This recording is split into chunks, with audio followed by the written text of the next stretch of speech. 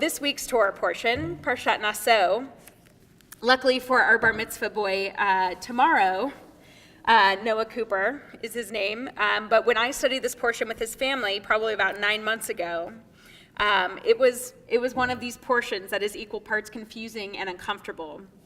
As Rabbi Katie shared, this is the Torah portion that has the priestly benediction in it, but everything else that's in it is kind of weird. But I do want to say, Noah could have picked the priestly benediction to be his Torah portion, to be what he talked about, but he picked something very different. And when I tell you what it is, I think he will be shocked, maybe impressed. But so, what's confusing about this portion, I created an alternate title for this Torah portion. So another way that this could be titled, instead of Parshat Naso, you might call it A Suspected Adulteress, a Nazarite, and a Priest Walk into a Torah Portion. So, and also the part that Noah picked was about the suspected adulteress. Like when he said that, I was like, really? It was great. And he has a great message tomorrow, so if you come, you'll find out. So this Torah portion in particular, like many of them, has perplexed rabbis for millennia. Why, they ask, are these passages stitched together? These passages about a suspected adulteress, a Nazarite, which I'll explain shortly, and a priest. So if we are to assume that the Torah was intentionally constructed, what in the world connects these three categories of people? So first we need to understand who they are. So who are we talking about here? First, the Torah portion outlines the process of proving the innocence or guilt of a wife accused of infidelity. Yes, this is the part that the student chose. The suspected adulteress, referred to as the sota in rabbinic literature, is put through the ordeal of the bitter water, in which her guilt or innocence is proven by drinking a mixture of water and ashes. If nothing happens, she's innocent. If her belly becomes distended, she's found guilty, and it's not good. It's really not good. So that's the suspected adulteress in this Torah portion.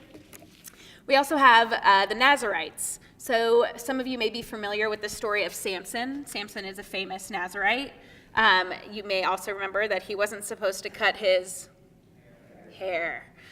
So that is something that's part of taking a Nazarite oath. It's a temporary vow, so it's not something that has to be forever, but they're forbidden to drink alcohol, forbidden to cut their hair, and forbidden to be around the dead, so no cemeteries or funerals or anything like that. So in our Torah commentary, Gunther Plaut says that the Torah treats Nazariteship as an already existing institution. It doesn't deal with the reasons for taking these vows, but rather the way in which a person who has become a Nazarite, how they're supposed to conduct themselves. One of my dear professors, Louis Barth, says that the reason someone might take these vows can be inferred or assumed. Either a person is motivated to excessive piety and abstinence as a sign of gratitude, maybe for blessing, or perhaps maybe they are experiencing excessive guilt for an irreparable personal act, or perhaps to appeal to God to attend to deep felt prayers. So we have the suspected adulteress, the Nazarite, who has dedicated themselves to God, and then the priest, or Kohen. So they are the family line of Aaron, and they perform the rites and rituals associated with the ancient Israelite worship. Are you guys taking notes? Okay.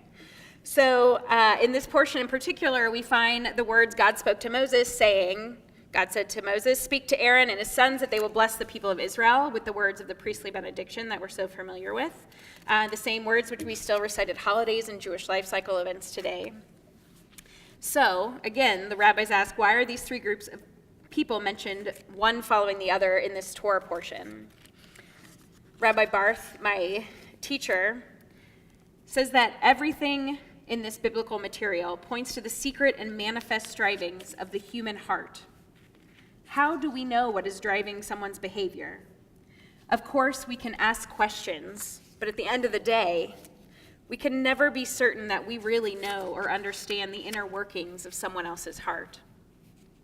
When we examine these three categories, the sota, the adulteress, suspected, she's not found guilty necessarily, the Nazarite, and the priest, we see three different archetypes, or four. depends how you look at it, but someone who is suspicious, right? Her spouse is suspicious of her, so the person that's accusatory, or someone who is suspected, someone who is a Nazarite, someone who's dedicated, determined, and very intentional in making a change in their life, and someone who is just committed to adding blessing to the world and blessing others.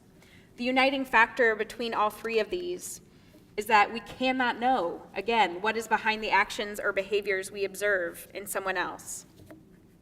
Whether someone, just as the partner can't know of the suspected adulteress, there has to be some way to gain trust without knowing, because there's no proof.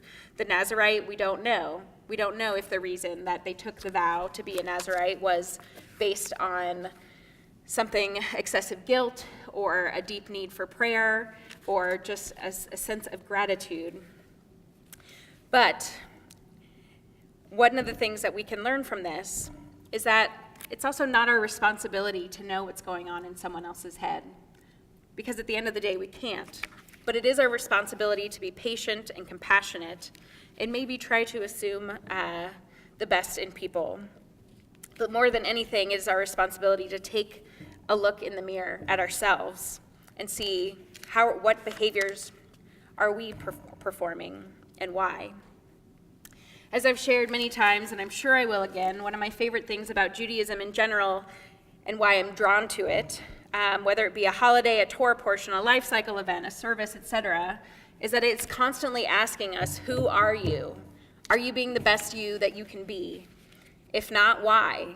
And what can you do? We're forced to refocus, not just on what's going on with other people in our life, which of course is a wonderful thing to do, to think of caring ways in which we can consider how we can support those around us, whether we're related to them or even know them, but also to refocus on our own behaviors and understanding the motivations behind them. It is only then that we can truly be a community of priests, as God refers to us in the book of Exodus, by blessing those around us. Earlier this week, we celebrated Shavuot, our holiday commemorating the giving of the Torah at Mount Sinai. We see Moses, who had to climb up the mountain in order to receive Torah. But more importantly, Moses had to bring that Torah back down the mountain to bring it to the people. He had to come down for the people to receive it. We are asked again and again, will you receive Torah? Hopefully the answer is yes, and we, like Moses, need to walk down the mountain to meet others where they are, while knowing we may never be able to totally understand or know what's in someone else's heart. We can bless one another from trying to get as close as we can, though. This Shabbat, may we seek to understand behaviors we observe in others, may we reserve judgment, and may we bring blessing to every soul we meet, which in turn will hopefully, as the priestly benediction says, bring peace. Shabbat shalom.